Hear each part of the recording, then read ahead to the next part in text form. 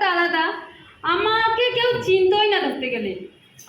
আমি যখন যখন আমার বিয়ে হয়নি, তখন আমার বাপের বাড়ি থাকতাম, তখন আমার বাবার পরিচয় কিন্তু আমাকে বাঁচতে হতো যে অমুকের মেয়ে।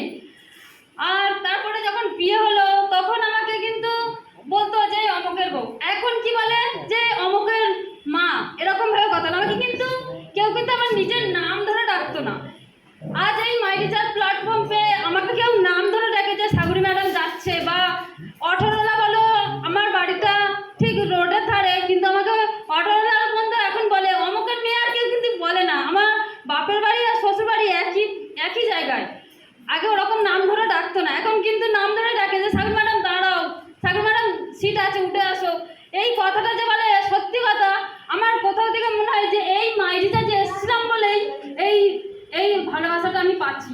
তাছাড়াও আমি খুব সাধারণ বাড়ি থেকে বিলং করি, তাহলে কি হবে, আমার ছোটবেলা থেকে একটা অভ্যেস ছিল। আমি জরির কাজ করতাম, তার সঙ্গে সঙ্গে পাট বুনতাম, তার সঙ্গে সঙ্গে আমি হকারের মতন পেন নিয়ে এর দৌড়ে ওর দৌড়ে ঘুরে ঘুরে বেরিয়েছি। তারপরে আমি এই মাই টিচার প্ল্যাটফর্মটা পেয়েছি। আমার একটাই ছোটবেলা থেকে লেখাপড়ার আমার খুব ইচ্ছা ছিল, কিন্তু আমার মা আমাদের 2-3 বছর রেখে মারা গিয়েছিল। তার জন্য আমরা খুব কষ্টই মানুষ হয়েছি বলে আমি সবসময় যাদের লেখাপড়া নিয়ে একটু প্রবলেম হতো আমি আগাগোড়া সাহায্য করি। আমার ঘরে কষ্ট হলেও, আমার বাবার কষ্ট হলেও, বা আমার হাজব্যান্ডের কষ্ট হলেও আমি তাকে বুঝতে দিতাম না। কেউ যদি আমাকে বলতো যে আমি স্কুলে ভর্তি হতে পারিনি, বা কেউ যদি আমাকে বলতো যে আমার লেখাপড়ার জন্য মাইনে দিতে পারিনি, বা খাতা পেন কিনতে পারিনি, আমার কষ্ট হলেও আমি কিন্তু তাদের পাশে দাঁড়াই।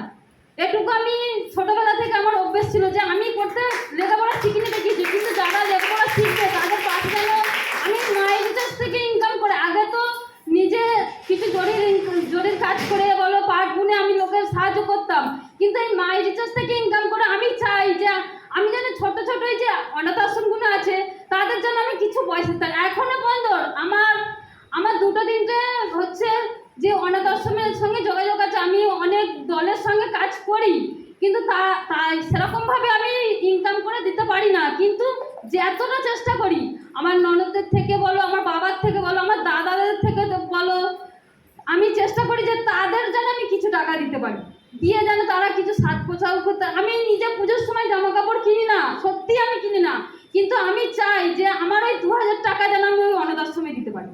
সেরকমভাবেই আমি মাই টিচার করছি। আমি মাই টিচার থেকে 10,000 টাকা যদি ইনকাম করি, আমি যেন তাদের জন্য প্রতি মাসে আমি 3,000 টাকা দিতে পারি।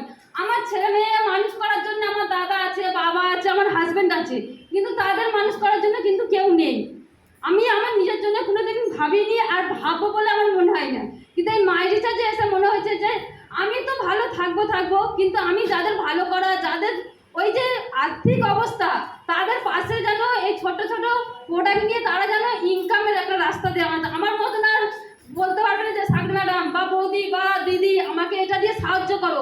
আমি চাই তারা না কোনো সাহায্য কারোর কাছে পেয়ে এই মাই টিচার থেকে ইনকাম করে তারা যেন নিজের ছেলে মেয়েকে পড়াশোনা শেখাতে পারে, এবং প্রতি বছর যেন পুজোর সময় একটা জামা কাপড় বলো, গিফট বলো যেন দিতে পারে। এটুকুই। Thank you.